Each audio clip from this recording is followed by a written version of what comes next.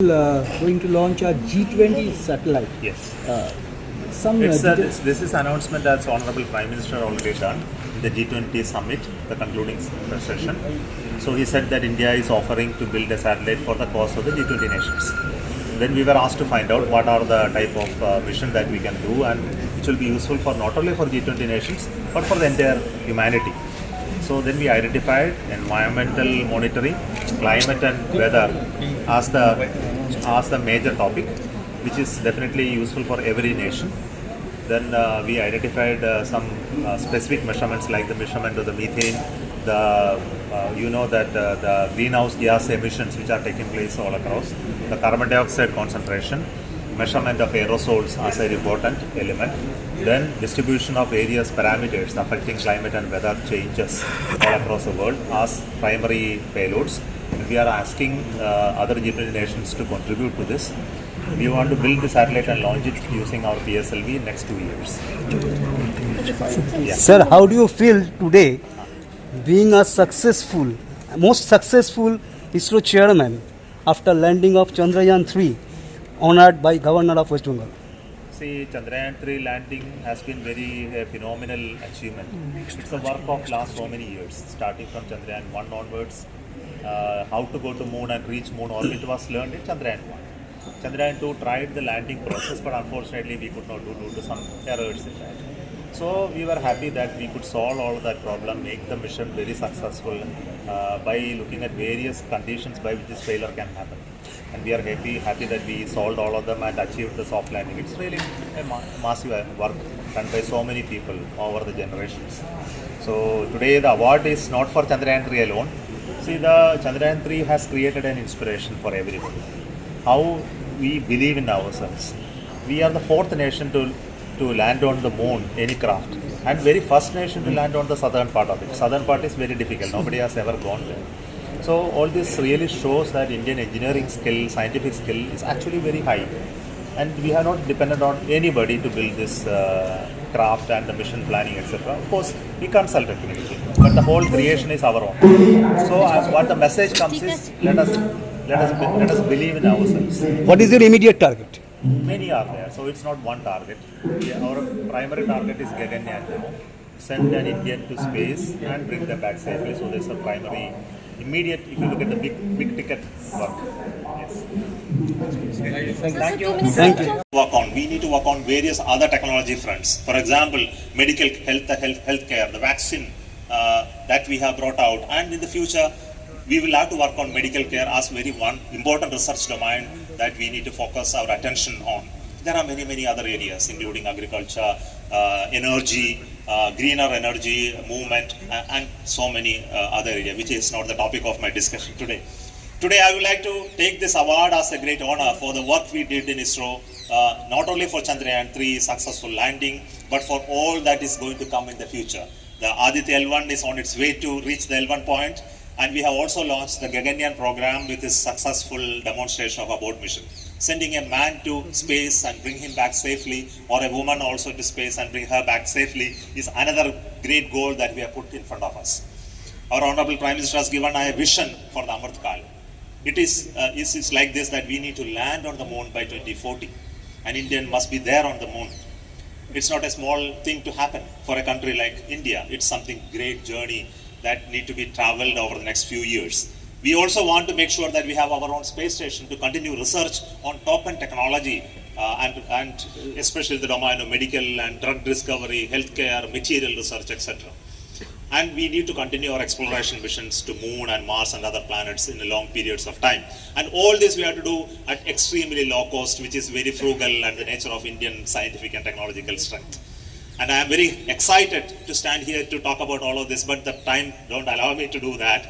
So take me the opportunity to thank Honorable Governor and Swami Isha for gracing this occasion to make me proud about my teammates. And I dedicate all this award to their cause and their contribution, their unwavering faith in all of our strengths and capabilities, and also for the work they did without sleeping or long periods of time, committed to themselves for the cause for India that is going to be a great nation. Thank you so much for this opportunity.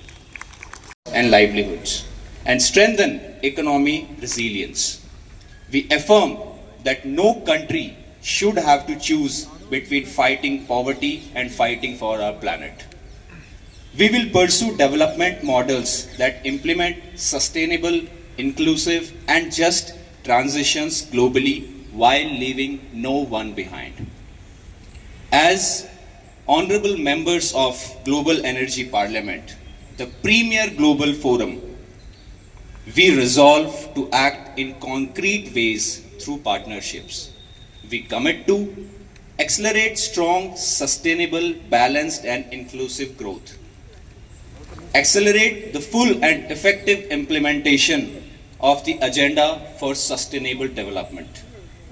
Pursue low carbon emissions, climate resilient, and environmentally sustainable development pathways by championing an integrated and inclusive approach. We will urgently accelerate our actions to address development and climate challenges, promote lifestyles for sustainable development, and conserve biodiversity, forests, and oceans. Improve access to medical countermeasures and facilitate more supplies and production capacities in developing countries to prepare ourselves better for any further medical emergencies. And lastly, promote resilient growth by urgently and effectively addressing debt vulnerabilities in developing countries.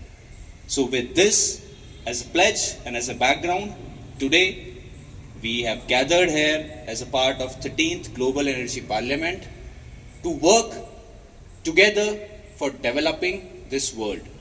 And by this, I once again repeat the motto, one world, one family, one future. Thank you so much.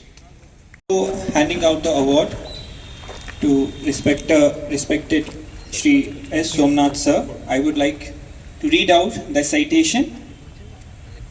Master of the Outer Space, Chairman of the Indian Space Research Organization, Captain and inspiring leader of Team Science India, Shri S. Somnath has carved out a niche for himself and India's space research mission in the public mind in such a short time.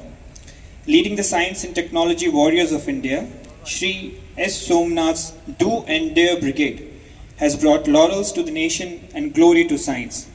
A visionary and a stellar achiever who never takes no for an answer, he has been able to create a work culture in the field of science and technology where the motto is do and dare and not stand and stare. A pioneer and a game changer, Shri S. Somnath has been able to lead a team which makes a difference and makes it happen. The entire nation, under the dynamic Prime Minister Shri Narendra Modi ji and the world of science, join hands in expressing the nation's proud acknowledgement of the vast work done by this small group of science and technology missionaries, epitomized.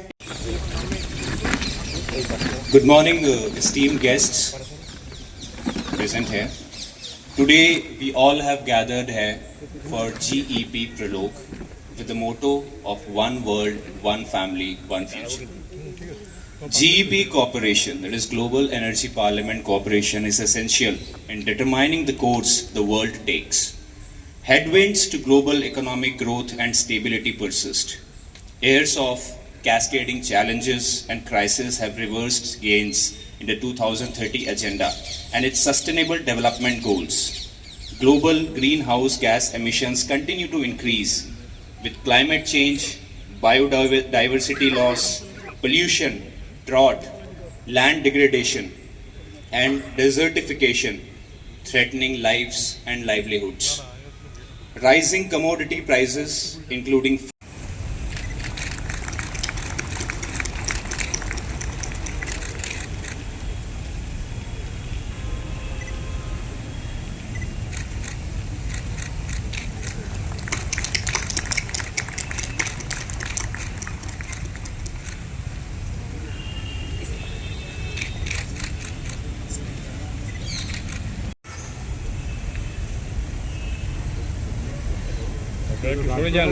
সামনেটা ছাড়ুন।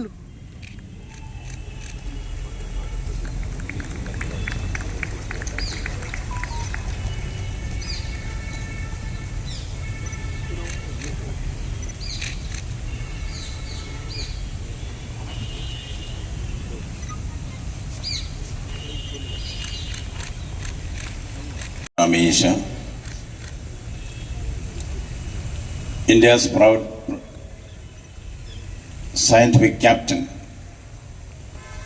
ISRO chairman Sri Somanath, honorable members of the Global Energy Parliament, distinguished delegates, friends, and of course, our respected and very dear Lady Kala. It was Dr. M. S. Swaminathan said, from the days of Green Revolution, we should come to the days of Evergreen Revolution. In all these fundamental changes that are going to take place in transformational India, we see ISRO as a leader, the flag bearer of India's progress. Yes, through science and technology, we have our future. The goal is far.